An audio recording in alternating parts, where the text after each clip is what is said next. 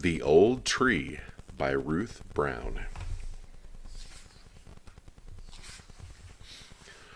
Early one morning, Pigeon Post was delivering the mail to the old tree. "Hello, Mrs. Rabbit. Lots of cards for you today. By the way, did you know there's a big X painted on your tree? What's it for?" "No idea," replied Mrs. Rabbit. "I'm far too busy with the new baby. My 17th she is, and as quiet as a mouse, thank goodness. Grumpy old Mr. Badger always moans about my kids, but those parakeets make more noise than all of mine put together. They should find a home and settle down like the rest of us." Bang, bang, bang, bang. "Who's there?" growled Mr. Badger. "Only the post," called Pigeon. "I've got a package for you. It's probably those slippers you ordered." "Humph," grunted Mr. Badger. "I thought you were the rabbit kids banging their ball against my door. And as for those parakeets, frightened to go out I am." "Well," said Pigeon, "if you do go out, you'll see a big X painted on your tree. Do you know what it's for?" "No," barked Mr. Badger, and he slammed the door. Ding dong, ding dong. "Morning, Mr. Squirrel." "Morning, Pigeon," shouted Mr. Squirrel. There was a deafening noise above. "That woodpecker upstairs is driving me nuts with his renovations." "Have you seen the big X on the tree?" shouted Pigeon. "Who did it?" "Don't know," bawled Mr. Squirrel, "but I bet my boys'll be blamed. It's far more likely to be those parakeets, always hanging around and screeching." Next, Pigeon stopped outside Mr. Woodpecker's door, but it was pointless to knock. He was making far too much noise sawing and hammering, so she slipped his home improvement magazine through his mail slot.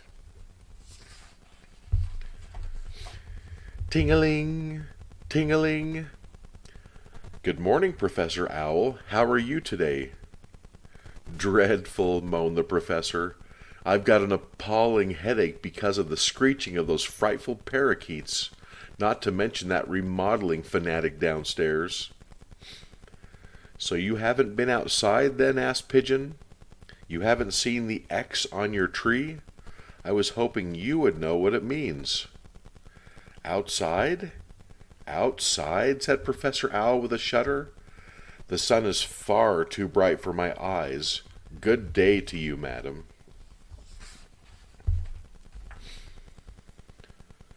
"Hello, darling," said Maggie Magpie before Pigeon even had a chance to ring the bell.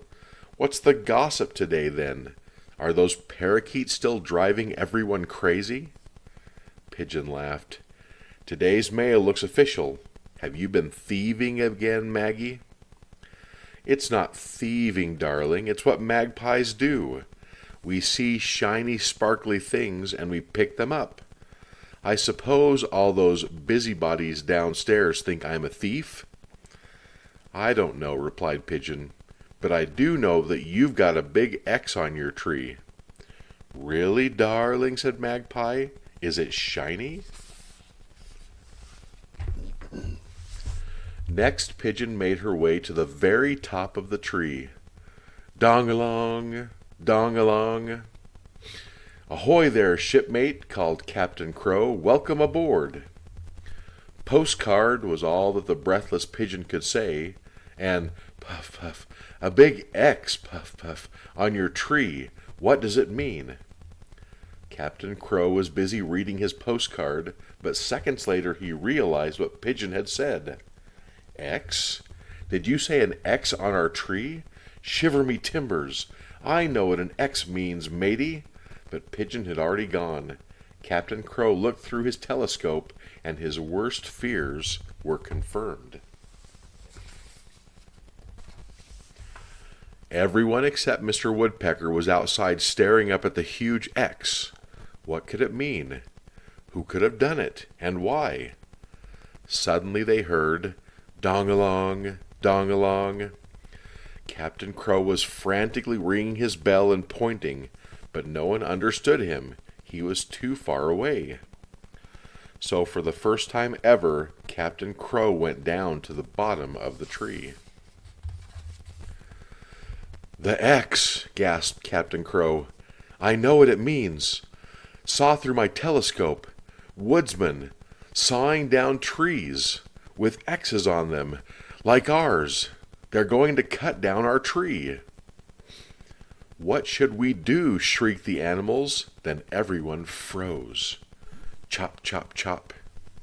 Sawdust started to rain down on them. Bits of bark flew through the air. Chunks of wood thudded around them. They were terrified. "Help! Help!" they screamed. "Our tree, our home! Don't chop it down!" Then the chopping noise stopped, but the pandemonium didn't. "Be quiet!" shouted Pigeon, but nobody heard. They took out her whistle and blew it long and loud. Everyone quieted down, even the parakeets. Then a small cough broke the silence. They all looked up.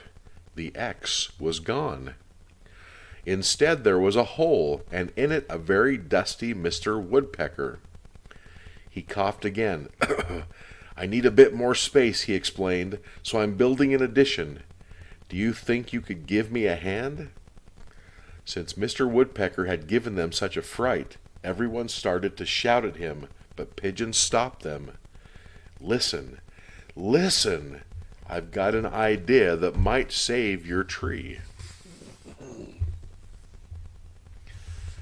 Captain Crow, go back up top and keep watching. Squirrels, you're strong. Go help Mr. Woodpecker. Professor Owl, you check the measurements. Maggie, you're artistic. Start painting. Mr. Badger, keep the little ones amused. Mrs. Rabbit, make us all a nice cup of tea. And finally, you parakeets, please keep quiet. For the first time ever, they worked together. It took the whole day, but by the evening all the traces of the X were gone, and Mr. Woodpecker's new addition was in place. In fact, it looked as if it had always been there.